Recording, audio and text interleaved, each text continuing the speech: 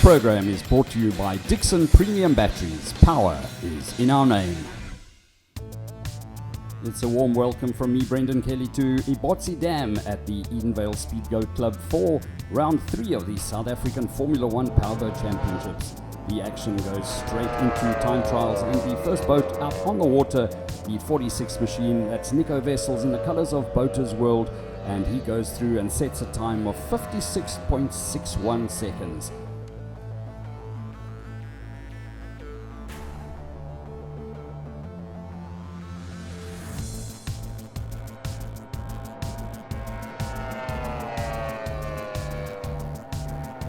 Next of the boats out on the water, that's the 99 machine of John Ross Duncan, racing in the colours of JR Racing. That boat having been converted from an inboard motor to an outboard motor built by Caldwell Marine and ran in the World Series. Going through in a time of 54.50 seconds for John Ross Duncan. The next of the boats going out onto the water is the 101 boat of Michael Wessels, the second of the ex-Caldwell Marine boats that were converted from inboards to outboards. Bit of a porpoise as he heads down the back straight into the wind. Really pushing it to the limit is Michael Wessels. Oh, moments away from disaster as he goes over a massive backflip there, and that would end his aspirations for the racing weekend. Very quickly out the boat, and the rescue personnel on hand to attend to him, but good to say that he got out of the boat without any injuries.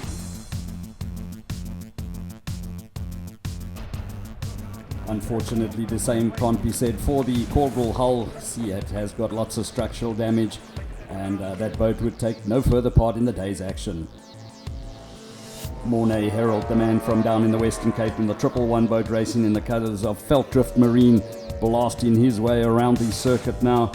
He would set a personal best of 54.85, putting him third on the grid.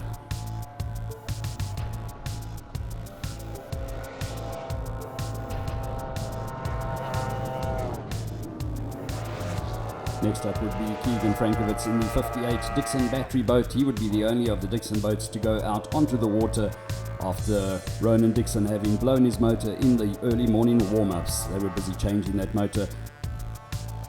Frankovitz having that boat perfectly set up, he would go through in a time of 53.68. That would put him in pole position for race number 1. This is what the start grid looks like for race 1. Ronan Dixon unfortunately starting at the back of the grid, and Michael Wessels will take no further part. Onto the action of the GT15 class we go. Green flag down and we go racing. Getting out the dock nicely is Nico Porfita in the number 2 boat. On his outside, James Sansom in the number 1 boat. They'll be followed by Tyler Ponmoon in the number 99 boat as they head around the first turnbuoy on the very well laid out course. Nico Porfita showing the rest of the guys a fine pair of heels. He had a unique turning style when he got to the corners, really throwing those boats into the corners. The boat's very well set up and balanced. It's an international hull that they race in the GT15 class. Around goes James Sansom there, nice corner in from the young man. He's followed by the 99 boat of Tyler Ponmoon, going through, just having a glance over his shoulder to see what is happening behind him. Only 3 boats out on the water for the GT15 class today as Nico Porfita goes through to complete another lap. Followed in second place by James Sansom in the number 1 boat, also having a look over his shoulder.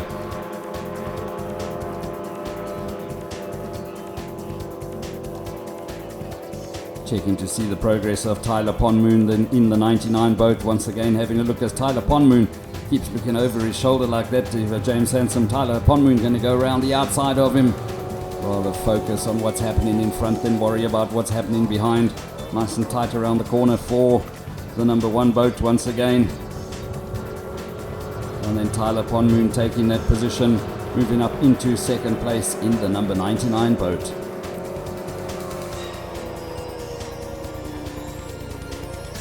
Sansom turning nice and tight on the inside of the turnbuoy.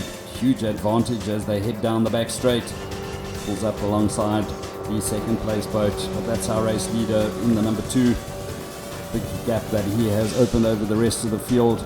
Nothing in it between James Sansom and Tyler Ponmoon as they head down the straight, completing another lap, just having a look at each other as they cross the start-finish line.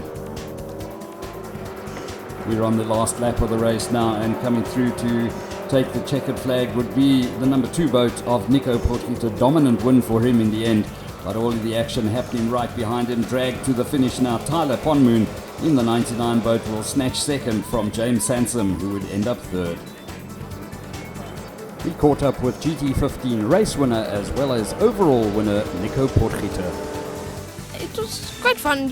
I had to hold back a little bit for the guys that couldn't race, so it was quite fun. It's very interesting when you turn, because if you turn too wide, the boat goes way off course, but if you turn like sharp enough and you let the paddle go and step it again, it turns immediately.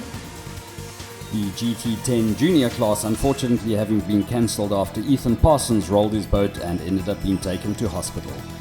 Coming up after the break, Formula 30 and Formula 1 action.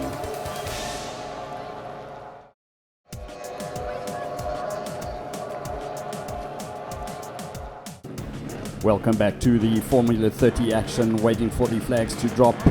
Yellow down, green down, we go racing. Good start there from the number 7 boat of Jordan Allen, but absolutely flying out of the box. Newcomer to the sport, Omari Mchunu in the number 1 boat, flying down there on the right hand side, and with her in the advantage going into the first corner. It's all about Omari Mchunu making her debut here in the Formula 30 class. Boat well set up and absolutely no fear as she attacks the turn boys very, very impressively. Carries lots of speed through there. Jordan Allen in second place. Tristan Barham in the 45 boat right up there in the run-in as well. Jordan Allen starting to close up on our race leaders. We see Tristan Barham going through there. Nice field of Formula 30s, but it's been all about Omari Mchunu out in front. Everybody chasing her down at the moment in that very, very well set up number 1 boat. Nice gap that she has opened up, starting to catch up with the back marker already, as it is the number 7 of Jordan Allen that starts chasing her down. Ideal water conditions for the Formula 30s. Guys carrying lots of pace, showing impressive driving skills on the flat waters of Ebotse or Rynfield Dam. Tristan Barham in the 45 boat once again. He's had a good day. Currently down in third place it is. Jordan Allen running in second, and our race leader is none other than Omari Mchunu.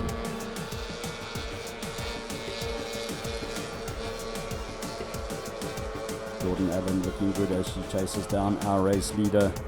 And it's Tristan Barham once again in the 45 boat. Nice and smooth around the turn boys he goes. Gets that nose tucked in nicely, the nose of the boat that is. Heading to the closing stage of the race now. Omari Mchunu under lots and lots of pressure from Jordan Allen in the number 7 boat. Coming down the main straight now. Allen got her in her sights, and unfortunately Omari Mchunu going on the wrong side of the start-finish buoy. Just a bit of inexperience for her there, and that'll cost her dearly with a disqualification from the race. Jordan Allen having a look where Tristan Barham is. He's closed right up on the back of her boat. We're on the second last lap of the race, and things starting to get tight up front now. Barham closing up once again, and there's our top 3 coming through. Mchunu that leads from Allen, and then it is Barham in third place. Absolutely picturesque settings on the Ebotse Dam at Rynfield in Benoni as they head down to start the last lap of the race now. Jordan Allen and Tristan Barham neck and neck as they come through. Tristan Barham having to fend off the spray, and a brilliant overtaking move them from Barham, but he's unfortunately spun out. That's given Jordan Allen the gap that she needed to get away. Mchunu will come through to take the checkered flag, but as we said, unfortunately she would be disqualified from this heat. The race win would ultimately go to Jordan Allen, followed home by Tristan Barham in second. Third would be James Sansom, followed by Caroline Duncan. Let's chat to our Formula 30 race winner, Jordan Allen. It's just a very competitive sport though. There was a lot of good races out there today. I'm just grateful that we could pull the first. Amory Mchunu coming along first race out and almost taking a race win. Unfortunately being disqualified for missing a buoy. That was certainly impressive. Shame. Stuff happens, eh? It was her first race, can't really say much, but she did well today as well.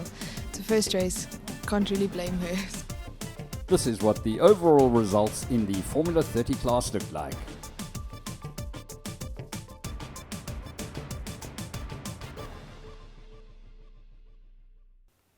On to the first of the Formula 1 races we go. Carl Frankovits, the man doing the flag duty on the start boat. Nervous moments for all of the drivers as the flags go up. Red goes down, green goes down, and away we go. And look at Ronan Dixon on the outside in the number 32 boat from the back of the grid, flying out into the lead. Keegan Frankovits in the second of the Dixon battery boats. Good start from him from pole position as we go on board with Ronan Dixon now around the top turnbuoy and heading down to the very, very appreciative crowd that had gathered on the banks of the dam to watch the Formula Ones come out and play. Dixon first, Frankovits in second place. Frankovits certainly attacks the turnbuoys very, very hard in that Italian-built DAC hull of his. Ronan Dixon in the newest boat in the country, also a DAC hull built by Guido Cappellini at the factory in Italy. That is the 46 boat of Nico Vessels in the colours of Boaters World. Keegan Frankovits certainly got the hammer down, flying that boat as he attacks another turnbuoy, chasing down a race leader, Ronan Dixon. Dixon, one of the competitors that is running the 2.5 litre motor, an international spec Formula 1 motor. John Ross Duncan continues to impress. He has done lots of work on that Caldwell Marine hull, made lots of setup changes and continues to improve every time he goes out in the water. Once again, we go back with our race leader, Ronan Dixon, in the 32 boat.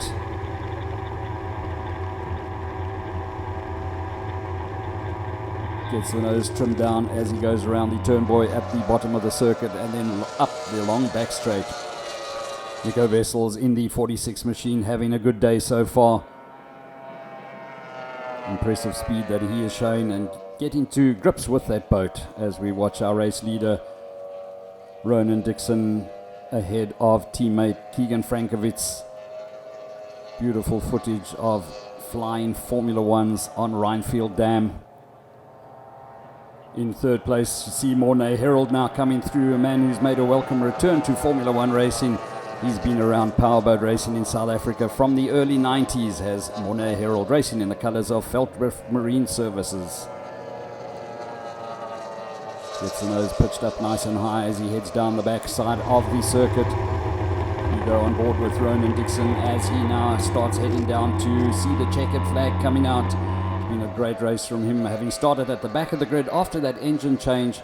And a fairly dominant performance from him on his inside. Keegan Frankovits coming through to take second. Third place going to go to Mornay Herald. John Ross Duncan crosses the line in fourth place. He'll be followed home in fifth by Nico Vessels.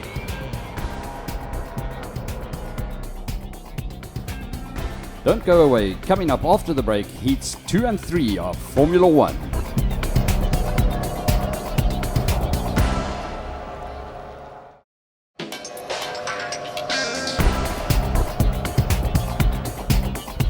Welcome back to Ebotse Dam at Rynfield, and really was fantastic to see the amount of spectators as well as photographers that came out to support as we go racing heat number 2. And from pole position this time, Ronan Dixon gets away well. Keegan Frankovits on his outside alongside Mornay Herald. Then it is John Ross Duncan and Nico Vessels. Straight out into the lead goes Ronan Dixon. Mornay Herald having got ahead of Keegan Frankovits by the look of things as we go on board with Dixon once again. Water conditions absolutely fantastic for Formula 1 racing. Mornay Herald having a great start there. Into second place he goes in the Veldrift Marine entry. John Ross Duncan with a slight porpoise there as he heads down the main straight around the turnbuoy at the bottom side of the circuit. He has got Keegan Frankovits behind him. So up into third place for John Ross Duncan. Mornay Herald running in second, and our race leader Ronan Dixon putting up a big spray for Mornay Herald to have to contend with. Close racing up front between the top three. Dixon not having it all his own way this time around. Keegan Frankovich now starts making his way through the field, having gone through on the inside of John Ross Duncan. Duncan down into fourth place he goes.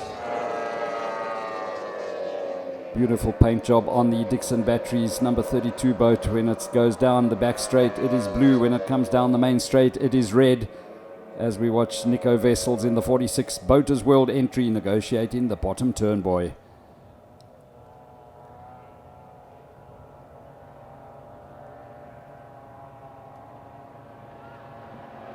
Dixon very much in control of proceedings as he fends off the attack of Mornay Herald and teammate Keegan Frankovich that has now started to become a threat to Herald. Frankovich down in third place, Herald running in second. That's fifth place man Nico Wessels in the Boaters World entry. Emerging out of the spray of Mornay Herald's boat, we'll see Keegan Frankovich coming through into second place. He goes, gets the boat nice and flighty as he passes the Feltrift Marine entry of Mornay Herald. Dixon still holding on that first place. A bit of a moment there for Mornay Herald as he hits the wake of Ronan Dixon in front of him, and the boat getting slightly out of shape. Vessels once again going through to complete another lap around the bottom side of the circuit. He goes. Keegan Frankovich now closing in on his teammate, running around the outside of Ronan Dixon. Dixon Batteries 1 and 2 it is.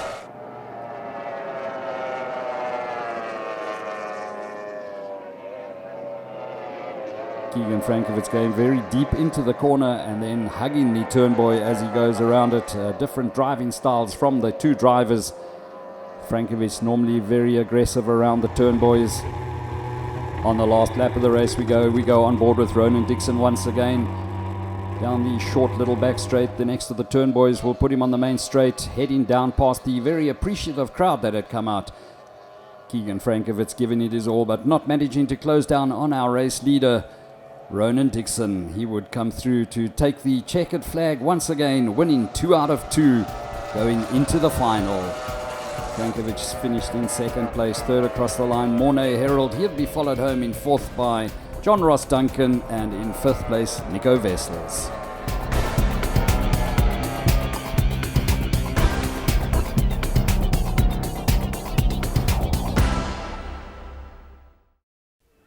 On to the last race of the day that we go.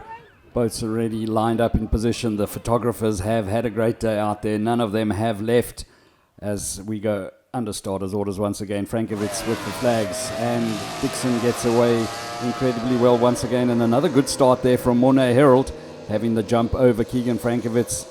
Frankovich now having to contend with the spray that will be coming up from Mornay Herald's boat as they round the circuit. We go on board with Ronan Dixon once again. Water conditions had livened up a little, not the glassy conditions that we had seen earlier, but this didn't deter Ronan Dixon at all. Beautifully set up boat, lots and lots of power behind him. Mornay Herald chasing him down in second place, having got the jump over Keegan Frankovich from the start. Mornay Herald rounding the turn buoy at the bottom of the circuit, having to contend with the rough water that Ronan Dixon had created as they went around. Nico Wessels in the 46 boat, still going well at this stage of the day. Lots of spray from the front of Ronan Dixon's boat as he gets that nose down around the turn buoys. See the gap that he has got over second place man Mornay Herald. That gap remaining pretty constant at this stage. Onto the main straight they come now. Sun starting to sink low over Ebotse Dam at Rynfield. Certainly has been a good day for Mornay Herald. He's made a lot of people stand up and take note, and it really is great to see him back in a Formula One boat, chasing down Ronan Dixon once again. John Ross Duncan getting a little flighty in the Caldwell hull.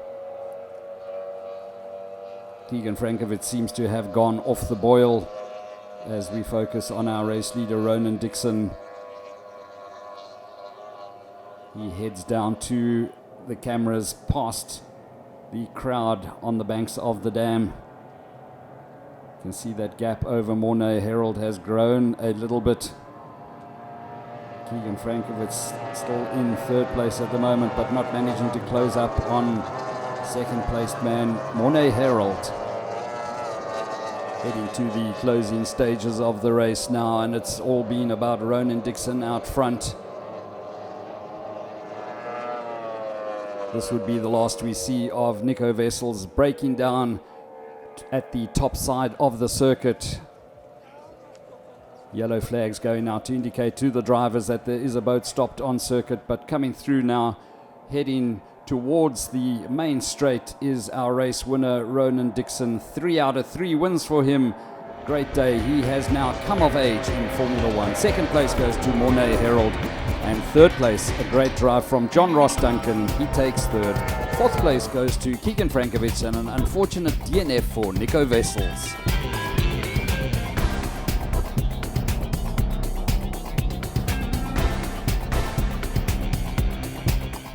With just 1 round left in the championships, Ronan Dixon has a slender 5-point lead over Keegan Frankovich, with Mornay Herald in third.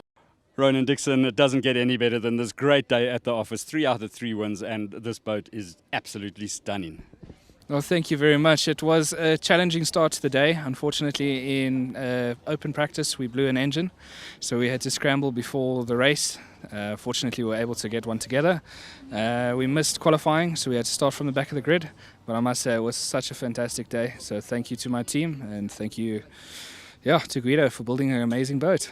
Keegan Frankovich, second overall for the day. A good day in the office for you? Yeah, for sure. I think it was a great result for the team, Ronan and I. I'm very happy, obviously, with the result and looking forward to the next race. Mornay Herald, third overall for the day. Certainly looked like a hell of a lot of fun out there. Yeah, it was nice today out there. Like I said, it was a lot of fun. How can I say? We made a mistake in the first heat. Wrong prop as normal. Then we ran a third, solid second for a while. I made a mistake again. Let Keegan pass me, so that was a third. And then, of course, the final, we ran a solid second all the way. Unfortunately, Keegan had a electrical problem or some issues, so came in fourth, and that puts us in the third place for the day. Thanks to my sponsors, Velder Marine, Rynfield Motors, Boatyard Club Mykonos, and Dixon Batteries for the venue. And thank you very much for everybody else who supports us. As the sun sets on round 3 of the South African Formula One Powerboat Championship from Rynfield Dam, it's been a good day for most of the drivers out in the water. The good news, Ethan Parsons is A-OK, spending the night in hospital observation after being underwater for a while. Ronan Dixon dominated proceedings. We look forward to catching up with you at the next event.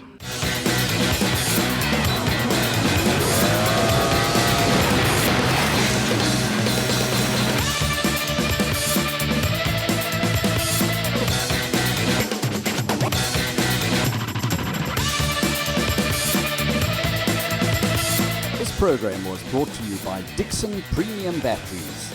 Power is in our name.